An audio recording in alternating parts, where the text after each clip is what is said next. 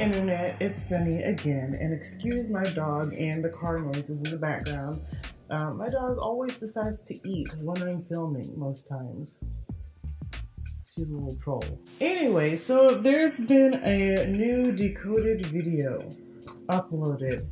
I don't know if it's been uploaded on YouTube. I saw it on Twitter. It's still a thing. Like, I didn't know. Like, that used to be Andy's shtick, making fun of Francesca Ramsey and their silly ideas on their program called Decoded. I took a look at it and I didn't watch all of it. I watched like maybe the first minute and a half. So we're going to react to it, of course, live.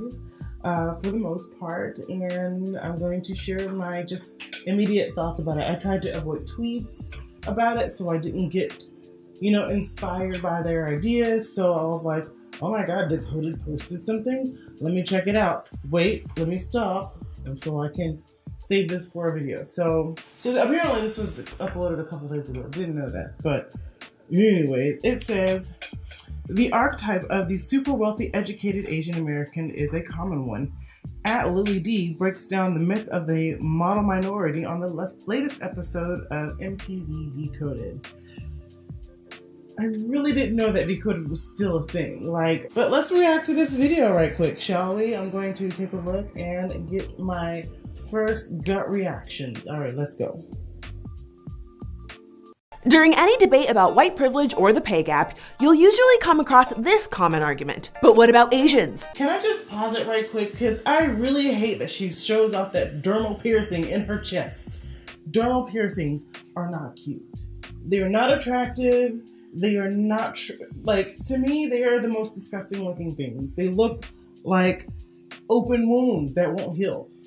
If you're thinking about getting a dermal piercing, just don't. They make more money than all of us, right? Well, wrong.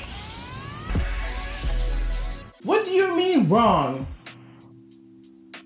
That's a fact. The demographic of the Asians make more money than Americans here in the US. What? Why are you lying? From books like Crazy Rich Asians to characters like London Tipton from The Sweet Life of Zack and Cody, the archetype of the super wealthy, educated Asian American is a common one. And it didn't come out of thin air. Asian Americans do earn more than white Americans on average. Didn't you just say that it wasn't true?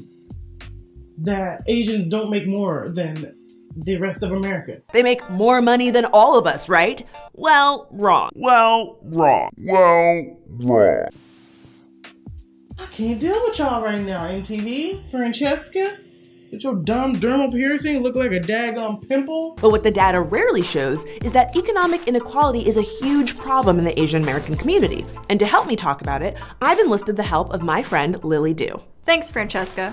Contrary to what you might believe, not every Asian American is spending their days sipping caviar and eating champagne. A 2014 study found that while Asian Americans generally earn more than white people, they also have a much higher rate of poverty. Plus the "what about Asians?" I guess you'll call it an argument, hides huge disparities amongst different Asian ethnic groups.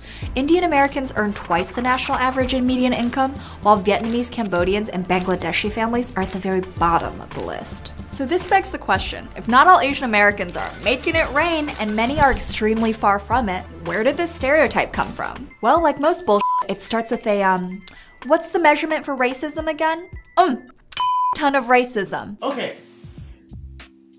So because facts and research and data collected show that Asian Americans earn on average more than the rest of Americans, you call that racism because not all Asians make that amount of money?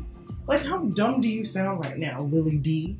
I know that you're trying to make up for all not Americans, but Asians right now. It's the same way that black people try to defend other black people from committing crime because we commit the most crime in America. And that's a fact. That is statistically correct. Not all black people be killing folks and robbing banks. Don't get me wrong. But to push that fact away and just kind of bury it underneath and call it racism, you're being a part of the problem. You're a part of the problem. Lily D and Francesca and MTV. Play some daggum music, why don't you? But maybe not the type you usually hear about because it's couched in very positive terms. What we're dealing with, more specifically, is the myth of the model minority, a fairy tale of white supremacy designed to draw a wedge between Asian Americans and other people of color. Let me tell you how it works. White supremacy? Okay. Stating facts and data is not white supremacy. Okay, if we're going to use this argument that you're using, not all Asians, and what you're doing is racist, you can say the same thing about white people. You say that there is white privilege and that white people inherently have better lives than everyone else. Not all white Americans, but you paint them all with the same brush. So if we are not doing that with Asians, we are saying on average, Asian people make more. Of course we know not all Asians, and of course we know not all black people, and of course we know not all white people. But you guys paint all white people with the same brush. You think they are all privileged. You think they are all entitled. You think that they are all out to get all these people of color and whatnot and so forth. So bump me with that. That is stupid. I don't even want to watch the rest of this, honestly, but for the sake of the video, let's move forward. The myth came to prominence in the wake of World War II. You know, after Japanese Americans were literally sent to internment camps by the US government. Okay, look, I don't know if I want to watch the rest of this. She's got a vendetta because war happened, okay? Japanese people killed people just like we did in war. We were in war. They sided with the damn Nazis. This is making me cuss. Japan was not innocent in World War II. You were enemy literally number 2. You bombed us in Pearl Harbor. I'm not gonna be like, you know what, all Japanese people, I hate them because they bombed us in Pearl Harbor back in December in the 1950s, whatever it was. I can't remember, 1945. I don't remember. No, I really want to go to Japan and have their sushi and buy all the Pikachu things. So, I mean, it's like, this whole argument is done. I really don't want to watch the rest of this, but let me try and watch a little bit more footage so I can try and, react to this, and hopefully I won't get triggered. And plays on the idea that by being hardworking, education-focused, and family-oriented, Asian Americans found success and overcame the massive amount of discrimination and institutionalized racism they faced since the 1800s. The goal of the model minority myth was twofold. One, which was kind of legitimate, was to explain why Asian families were doing so well economically in the 20 years after World War II. The much more insidious part was to also reinforce damaging stereotypes about blacks and Hispanics as lazy and uneducated. I'm done with this video. MTV is trash. Francesca, that you are agreeing with this and you let her on your channel, on your show, whatever, you're trash. Lily D, you're trash too. You're both racists against white people. All these other people of color that you see them as these these people that they're your minions and you want them to believe what you want to believe. Well, bump that. Like I said, I don't believe a thing you say. This really makes me want to cuss. Institutions like MTV, you have Huffington Post, you have BuzzFeed, you have things like that, the trendy lefty topics. They're all undercover racists. And yeah, Francesca is black, and yeah, she's Asian. But they're racist towards white people, for one. And they try to manipulate people like me, and they see me as this poor, oppressed black woman. And I keep saying the same talking points over and over and over again. It's like a broken record.